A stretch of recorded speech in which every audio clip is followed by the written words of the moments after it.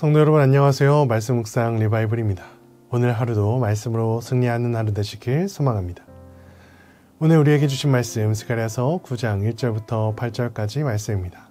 함께 보시겠습니다.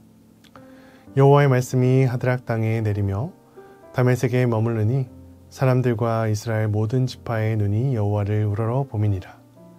그 접경한 하마데도 임하겠고 두로와 시돈에도 임하리니 그들이 매우 지혜로운이니라. 두로는 자기를 위하여 요새를 건축하며 은은 티끌같이 금은 거리에 진흙같이 쌓아도다.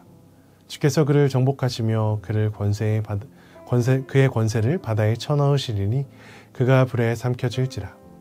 아스글론이 보고 무서워하며 가사도 심히 아파할 것이며 에그론은 그 소망의 수치가 되므로 역시 그러하리라. 가사에는 임금이 끊어질 것이며 아스글론에는 주민이 없을 것이며 아스도드는 잡족이 거주하리라. 내가 블레셋 사람의 교만을 끊고 그의 입에서 그의 피를 그의 입 사이에서 그 가증한 것을 제하리니 그들도 나와서 우리 하나님께로 돌아와서 유다의 한 지도자같이 되겠고 에그로는 여부스 사람같이 되리라.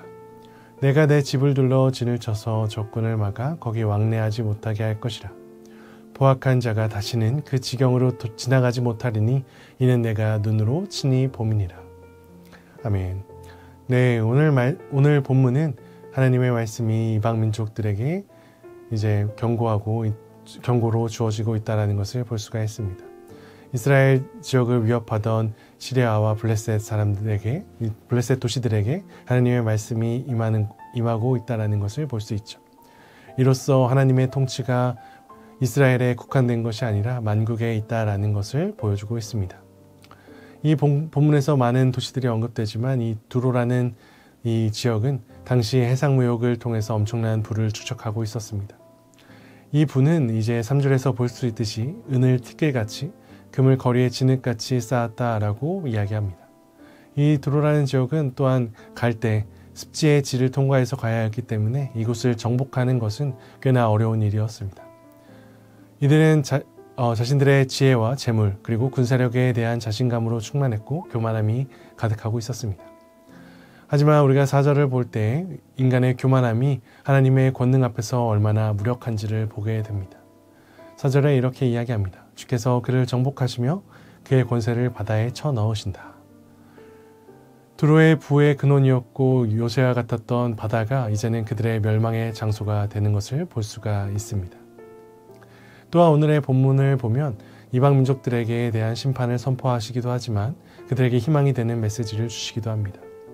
이 하나님의 심판의 목적은 우상을 숭배하던 이방 민족들을 멸망시키려는 것이 아니라 그들 안에 거하고 있던 죄와 우상들을 제하시고 정결케 하셔서 그 심판의 과정들을 통해서 남은 자들에게 하나님의 백성이 될 것이라고 희망의 메시지를 주고 있습니다. 또 이방인들이 회개하면 이제 하나님께로 돌아올 수 있다라는 것을 보여주고 있죠. 이 비전은 이제 신약시대에 와서 예수 그리스도의 복음을 통해서 성취되고 있다는 것을 볼 수 있습니다. 이 예수 그리스도의 복음은 유대인들에게 국한된 것이 아니라 만국의 하나님의 백성들에게 주어졌다라는 것을 볼 수가 있죠. 또한 오늘 본문의 마지막 절을 보면 하나님의 백성에 대한 강력한 언약적 보호를 선포하고 계신다는 것을 볼 수가 있습니다. 진을 치고 있다라는 것은 하나님의 임재가 우리와 함께 하심을 선포하고 있는 것입니다. 이것은 마치 출애굽 당시 이스라엘 백성들을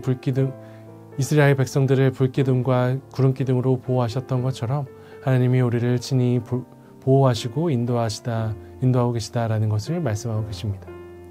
또한 이 약속은 내가 눈으로 친히 보고 있다라고 말씀해 주면서 우리를 항상 보호하고 있다라고 말씀해 주고 있습니다.